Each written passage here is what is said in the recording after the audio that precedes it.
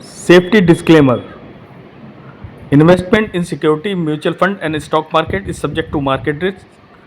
Read all scheme related document carefully. तो friends, हम last video में बात कर चुके हैं कि ओपन एंडेड, क्लोज एंडेड और इंटरवल एंडेड म्यूचुअल फंड क्या होते हैं। आज हम उसी म्यूचुअल फंड की सीरीज़ को आगे बढ़ाते हैं।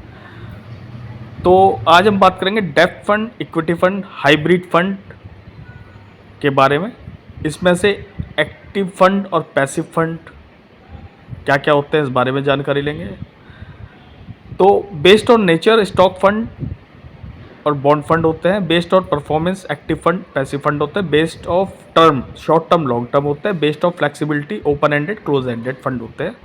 ये हम आपको लास्ट वीडियो में बता चुके हैं। तो अब हम बात करेंगे मेनली इक्विटी फंड, डेब्ट फंड और बैलेंस फंड। इक्विटी फंड जो होता है ग्रोथ स्कीम होती है, उसमें टैक्स सेविंग भी आ जाती है। डेब्ट फंड में इनकम स्कीम होती है। तो इसके अंदर इंडेक्स फंड भी आ जाते हैं, जैसे कि NSE 50, Nifty 50, Sensex. Balance fund वो फंड होता है जिसमें इक्विटी में पैसा लगता है 50% और आपका डेब्ट में भी लगता है। तो हम जानते हैं किस किस तरीके के फंड होते हैं। इक्विटी बैलेंस फंड जो होता है उसमें आपका 65% पैसा आपका शेयर्स में लगता है, बाकी 30% फंड आपका डेब्ट या फिक्स मार्केट में रखता है। अब हम जाते हैं डेब्ट फंड में। तो डेब्ट फंड में मुख्य तरह बॉन्ड, कॉर्पोरेट फिक्स डिपॉजिट आते हैं।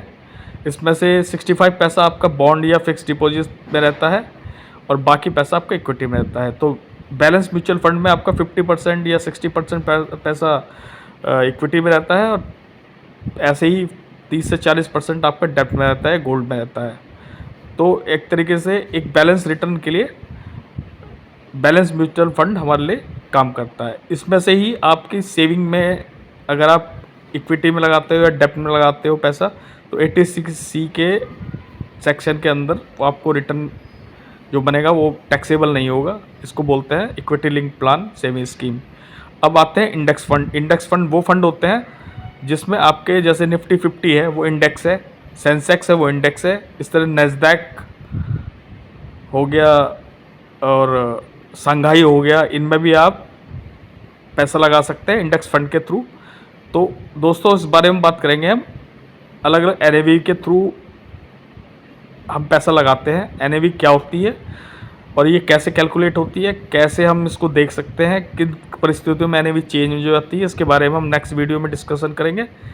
तो दोस्तों, चैनल को सब्सक्राइब कीजिए, लाइक कीजिए और शेयर कीजिए। अगर आपको कोई क्वेश्चन हो तो कमेंट में पूछ सकते हैं, उसके रिलेटेड एक नई वीडियो बना के हम आपको दे देंगे। तो तब तक के लिए गुड बाय, मिलते हैं आपको नेक्स्ट वीडियो में। थैंक्स।